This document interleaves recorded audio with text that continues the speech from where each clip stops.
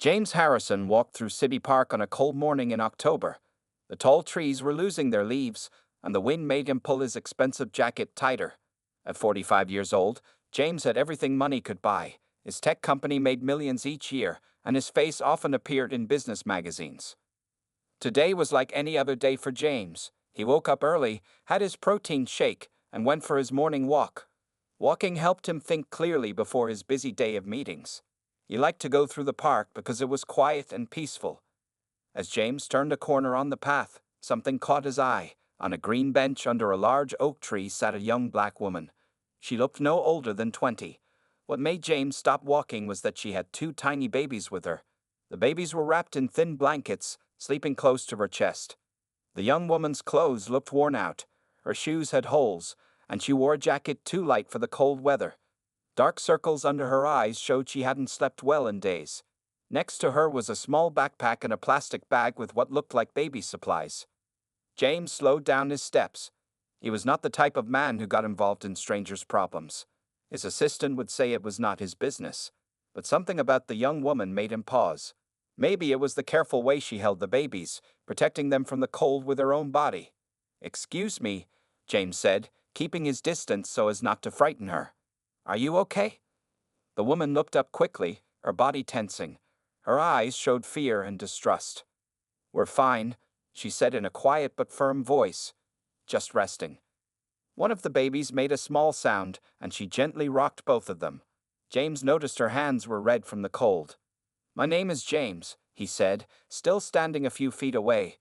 "Those babies look very young to be out in this weather." The woman looked at him for a long moment, as if deciding whether he was a threat. "I'm Keisha," she finally said, "and we don't have much choice right now." James noticed a small tear in the corner of one baby's blanket. He also saw how Keisha's stomach growled, but she tried to hide it. "When was the last time you ate, Keisha?" James asked. She looked away. "Yesterday morning." James had never been in a situation like this before. His life was meetings, deals, and luxury. But he remembered his own mother, who had worked 3 jobs to raise him alone after his father left. He remembered the times when they didn't have enough to eat. "There's a cafe just outside the park," James said. "Would you let me buy you breakfast?" Keisha looked suspicious. "Why would you do that?" "Because it's cold, you're hungry, and those babies need to be somewhere warm," James said simply. "No strings attached, just breakfast." Keisha looked down at her babies. They were twins, a boy and a girl, just 6 months old. She had been sleeping on that bench for 2 nights since being evicted from her apartment. Pride told her to say no to this rich-looking stranger, but her babies needed food and warmth.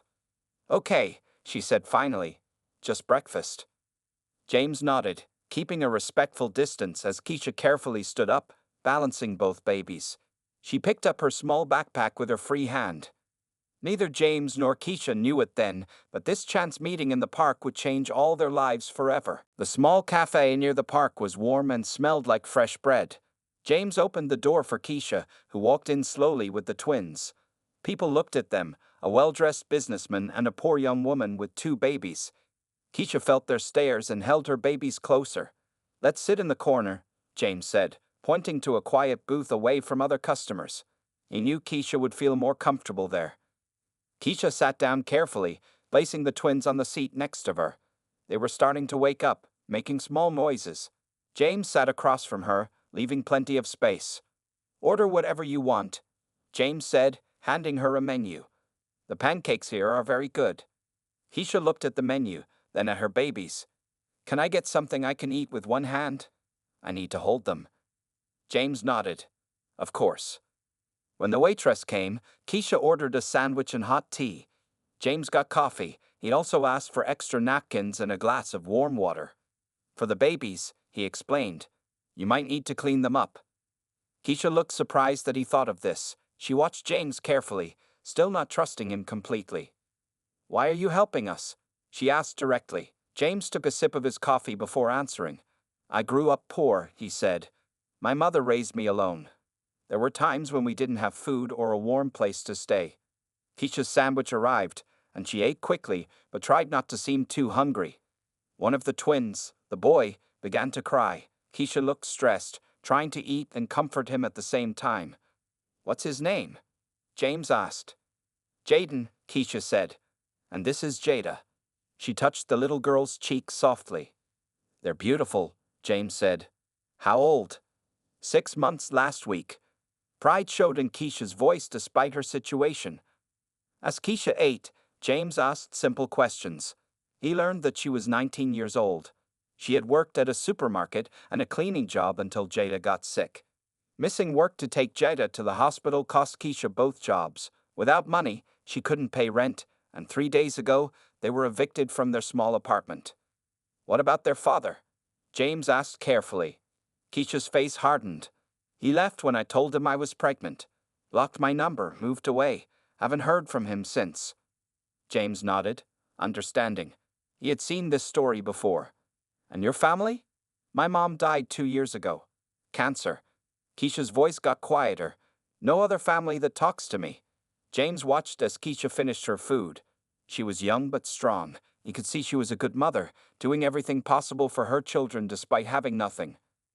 Keisha, James said, I want to help you and your babies.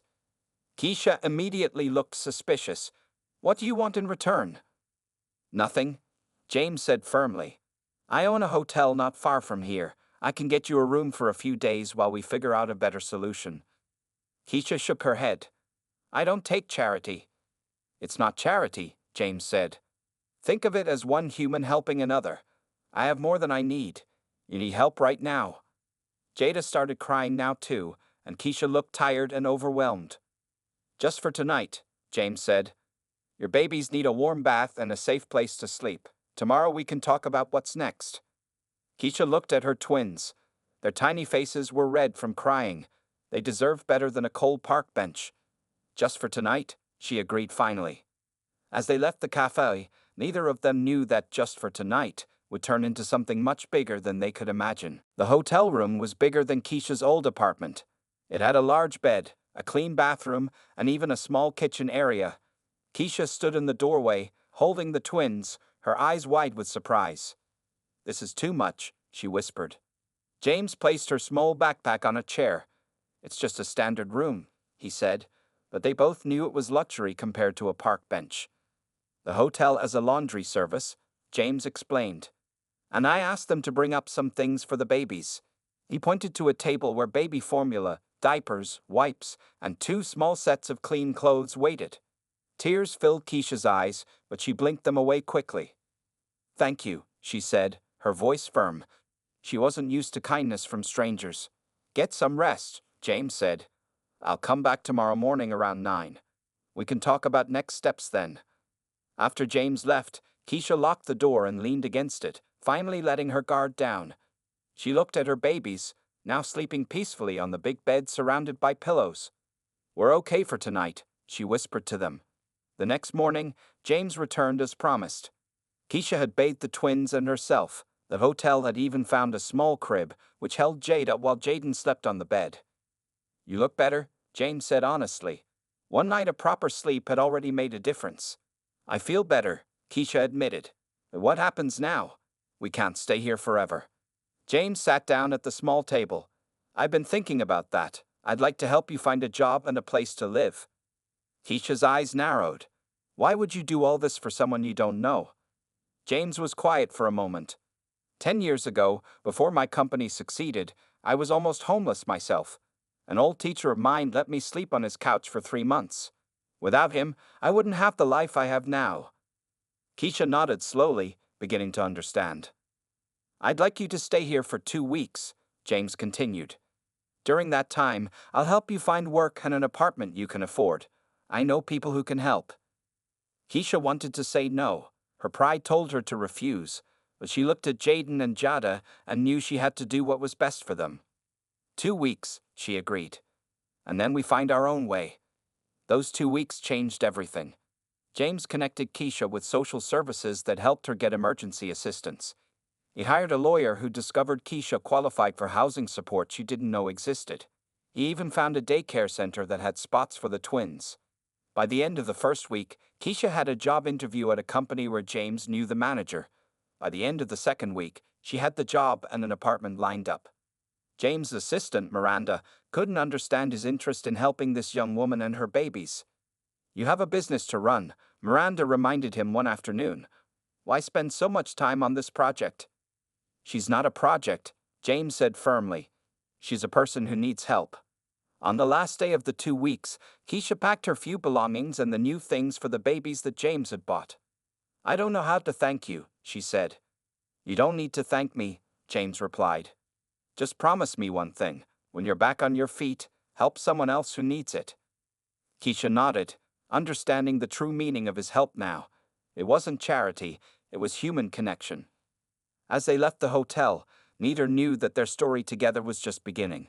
A crisis was coming that would test both of them in ways they couldn't imagine. Keisha's new apartment was small but clean, with 2 bedrooms and a tiny kitchen.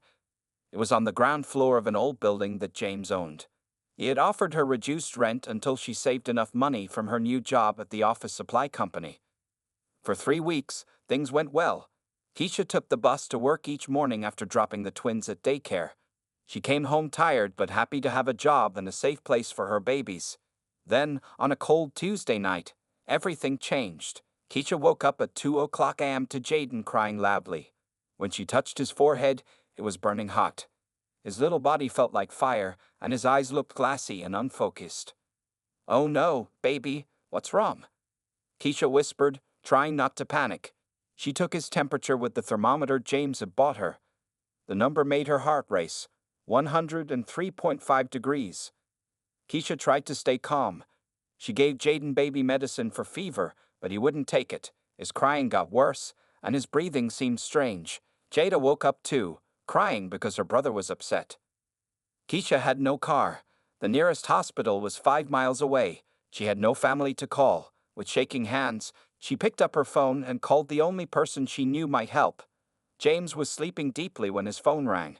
At first, he thought it was a business call from overseas, but when he saw Keisha's name, he sat up immediately. "Keisha? What's wrong?" he asked, already getting out of bed. "It's Jaden," Keisha said, her voice shaking.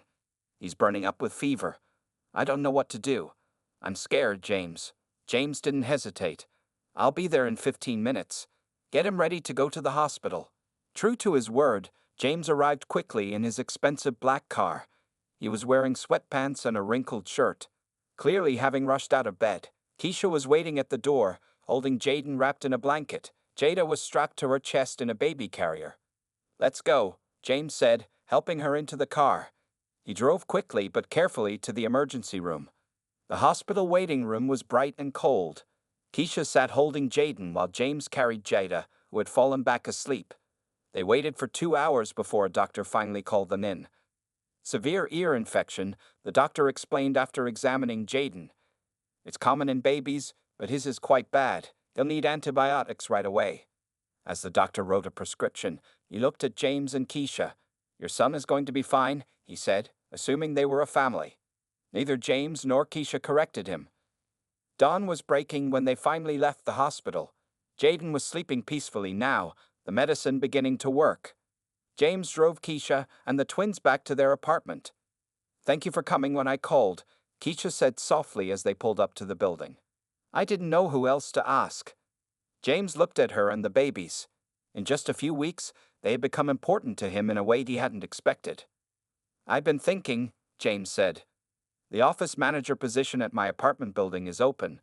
The job comes with a bigger apartment on site. Would you be interested?" Keisha looked surprised. "But I don't know anything about managing apartments." "You're smart and learn quickly," James said. "I can teach you what you need to know." Keisha thought about it. A better job, a bigger apartment, no more bus rides with 2 babies. It seemed too good to be true. "Why would you do this for me?" she asked. James looked at sleeping Jaden, then at Keisha. "Because everyone deserves a chance, and maybe I need someone I can trust." Neither of them knew it then, but this decision would lead to changes neither could have imagined, and challenges that would test them both. Keisha's new apartment in James's building was twice the size of her old one. It had 3 bedrooms, a full kitchen, and even a small office space. As the building manager, she lived rent-free and earned more money than at her office job. The first few weeks were hard. Keisha had to learn many new things: how to collect rent, how to schedule repairs, how to handle tenant complaints. Every morning, James came to the building and spent 2 hours teaching her. His patience surprised Keisha. When she made mistakes, he never got angry. "Everyone makes mistakes when learning something new," he would say. By the end of the first month, Keisha could handle most problems by herself. The tenants liked her because she worked hard and treated everyone with respect. One Tuesday afternoon, James arrived with a surprise. He carried a large box into Keisha's office. "What's that?" Keisha asked, looking up from her work. "A computer," James said, placing the box on her desk. "You can't manage a building with just paper and pen." For the next week, James taught Keisha how to use the computer, how to create spreadsheets for rent payments, how to write professional emails, how to make maintenance schedules. Keisha learned quickly, staying up late after the twins were asleep to practice.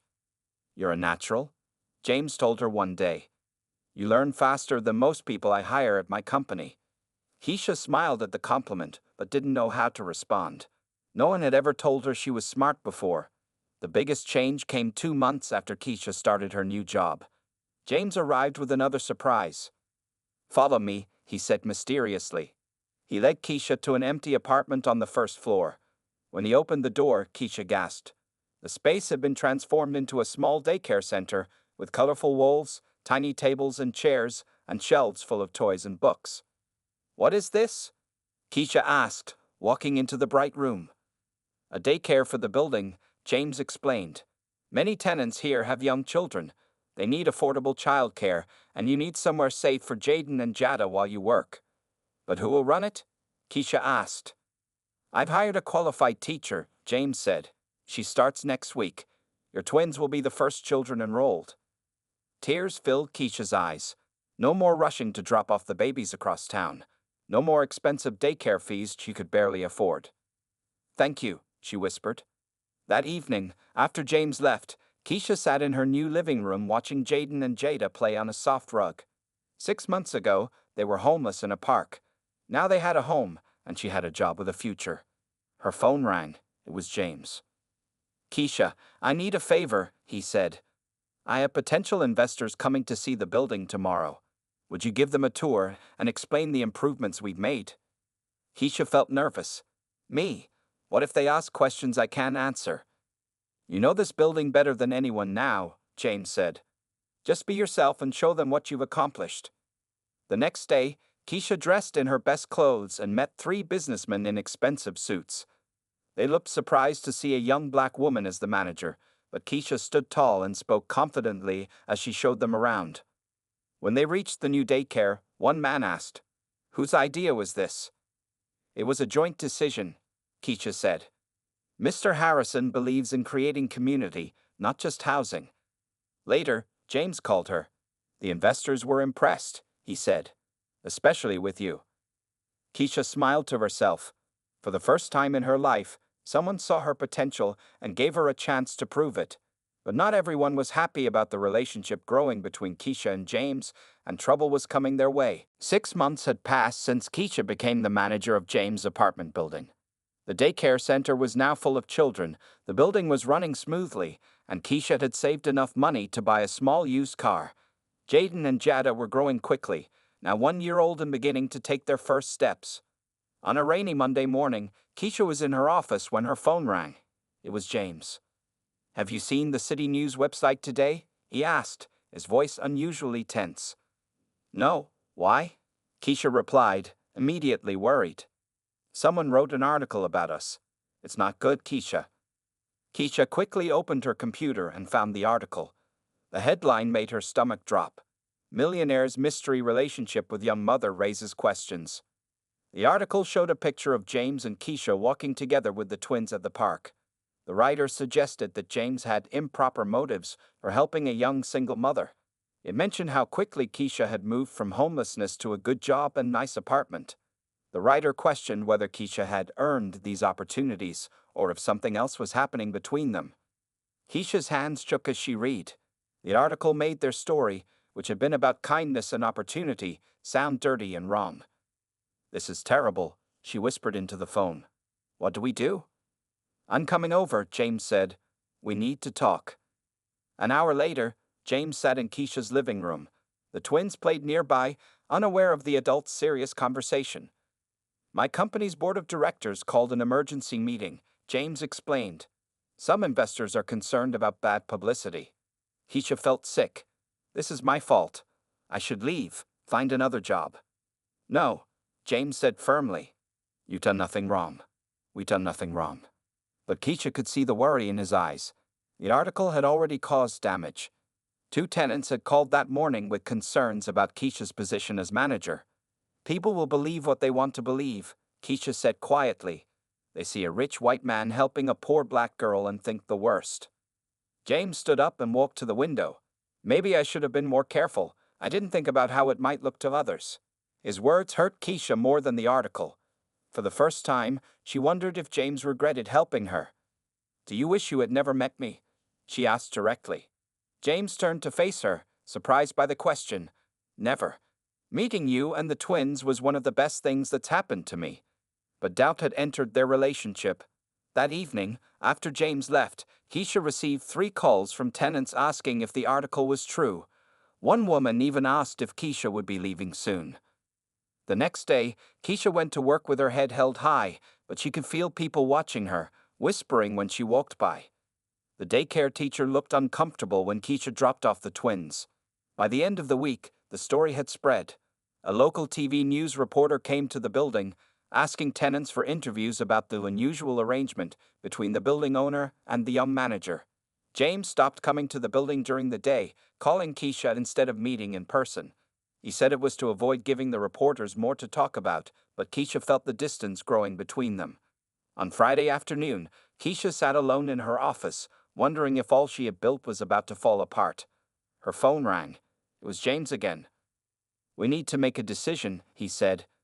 This isn't going away on its own. Keisha took a deep breath. What do you think we should do? James's answer would change everything once again, but not in the way either of them expected. I think we should face this together, James said through the phone. No more hiding. No more letting people make up stories about us. Keisha was surprised. She had expected James to suggest they stop working together. What exactly do you mean? She asked. Meet me at my office tomorrow morning at 10 o'clock. Bring the twins. I have an idea. The next morning, Keisha dressed Jaden and Jada in their nicest clothes. She was nervous but determined as she drove to James's company headquarters, a tall glass building downtown. The receptionist smiled when she saw the twins. Mr. Harrison is waiting for you in the conference room, she said, pointing down a hallway. When Keisha entered the large room, she was shocked to see not just James, but also 5 other people sitting at a long table. She recognized 2 of them as board members from James's company. Another was a woman with a camera. Keisha, thank you for coming, James said, walking over to greet her. He tickled Jaden's chin, making the baby laugh. Everyone, this is Keisha Williams and her twins, Jaden and Jada. James guided Keisha to a seat at the table. I've been telling them about our idea. Our idea? Keisha asked, confused. I don't know what idea you mean. James smiled. The Harrison Williams Foundation for Single Parents. He slid a folder across the table to Keisha. Inside were papers describing a new nonprofit organization. The foundation would provide housing, job training, and childcare for single parents in need. You want to start a charity? Keisha asked, reading through the papers. We want to start a charity, James corrected her. Together, our story isn't something to hide from. It's something to build on. The woman with the camera spoke up. I'm Lisa from PR. We want to get ahead of the negative press by announcing the foundation next week. We'll tell your real story, from the park bench to now. One of the board members, an older man named Richard, looked at Keisha with serious eyes. James tells us you're quite good at public speaking. Is that true? Keisha hadn't thought of herself that way, but she remembered how well she had done giving tours to investors. I can speak about things I believe in, she said honestly. Good, Richard nodded. Because we want you to help lead this foundation. Keisha looked at James in surprise. He smiled encouragingly. The best way to fight gossip is with the truth, James explained. And the truth is, I helped you because it was the right thing to do. Now we have a chance to help many others. For the next 2 hours, they discussed plans for the foundation. James's company would provide the initial funding. They would start with one apartment building dedicated to single-parent families. Residents would receive job training, financial education, and access to childcare. And you, Keisha, James said, would be the perfect person to run it. You've lived this experience. You know what these families need. Keisha felt overwhelmed but excited. This was bigger than anything she had imagined. What about the negative articles? She asked. Will they continue? Lisa smiled. We're going to hold a press conference next week. You and James will tell your story yourselves. No more rumors or speculation. On the drive home, Keisha thought about how much her life had changed. From homelessness to potentially running a foundation in just 9 months. It seemed impossible. That night, as she tucked the twins into bed, her phone buzzed with a text from James. I forgot to mention, the foundation will pay for your college education if you want to finish your degree. You have a gift for helping others. You should develop it. Keisha smiled as tears filled her eyes. For the first time, she believed her past didn't have to determine her future. The press conference was 5 days away, and she had a lot to prepare for. 3 years had passed since that cold morning when James found Keisha and her twins on a park bench. The Harrison Williams Foundation now owned 5 apartment buildings across the city. More than 50 single-parent families had found homes and new beginnings through their program. On a sunny spring afternoon, Keisha stood at a podium in the City College auditorium. She wore a simple blue graduation gown, and her hair was styled neatly. In the audience, 4-year-old Jaden and Jada sat beside James, both dressed in their best clothes. Jaden kept pulling at his little tie while Jada sat perfectly still, watching her mother with proud eyes. I am honored to speak to you today as a graduate, Keisha began, looking out at her fellow students. 3 years ago, I was homeless with twin babies. Today, I have my associate's degree in business management. The crowd applauded. Keisha caught James's eye, and he gave her an encouraging nod. My story is not just about me, Keisha continued. It's about what can happen when someone believes in you before you believe in yourself. After the ceremony, Keisha found James and the twins waiting with flowers. Mommy, you did it! Jada shouted, running to hug Keisha's legs. We're super proud, Jaden added, using his new favorite word, super. James handed Keisha the flowers. Congratulations, Executive Director Williams, he said with a smile. The title still felt new to Keisha. Last month, the Foundation's board had officially named her Executive Director. James had stepped back to an advisory role, insisting that Keisha was the right person to lead their work. I have something to show you, James said. Can you come to the office for a few minutes? At the Foundation's office, James led Keisha and the twins to a wall covered by a large cloth. Ready? He asked, then pulled the cloth down. Behind it was a large photograph of the park bench where they had first met. Below the picture was a plaque that read, Sometimes the greatest journeys begin at the lowest points. The Harrison Williams Foundation, established 2022. Keisha touched the plaque gently. You kept the photo of that bench all this time. James nodded. To remind us where this all began. Later that evening, they celebrated Keisha's graduation with a small party at her apartment. Now a spacious 3-bedroom home in one of the Foundation's best buildings, it was filled with photos of the twins growing up and Keisha's college achievements. As their guests chatted and enjoyed the food, James pulled Keisha aside. I have something to ask you, he said, suddenly looking nervous. What is it? Keisha asked. She had never seen James look uncertain before. I'm opening a new branch of my company in Atlanta, he explained. They need a community outreach director to establish a foundation there, similar to what we built here. Keisha felt a mix of emotions. You're leaving? Actually, I'm asking if you would consider taking the position, James said. You and the twins. The foundation here is strong now. You've built an amazing team. Maybe it's time to expand our work. Keisha thought about it. 3 years ago, she couldn't imagine the next day. Now she was planning years ahead. I'll think about it, she promised. After the party, when the twins were asleep, Keisha stood at her window looking at the city lights. She remembered that cold park bench, the hopelessness she had felt, and the unexpected kindness of a stranger that had changed everything. Her phone buzzed with a text from James. Whatever you decide about Atlanta, I'm proud of you. From park bench to graduation stage, what a journey. There's no limit to what you'll do next. Keisha smiled. The journey that began with a chance meeting in a park had led to something neither of them could have imagined. It wasn't just about one millionaire helping one homeless girl. Together, they had created something that would help families for years to come. And for Jaden and Jada, growing up watching their mother rise from homelessness to leadership, the lesson was clear. With help, hard work, and heart, any life could be transformed.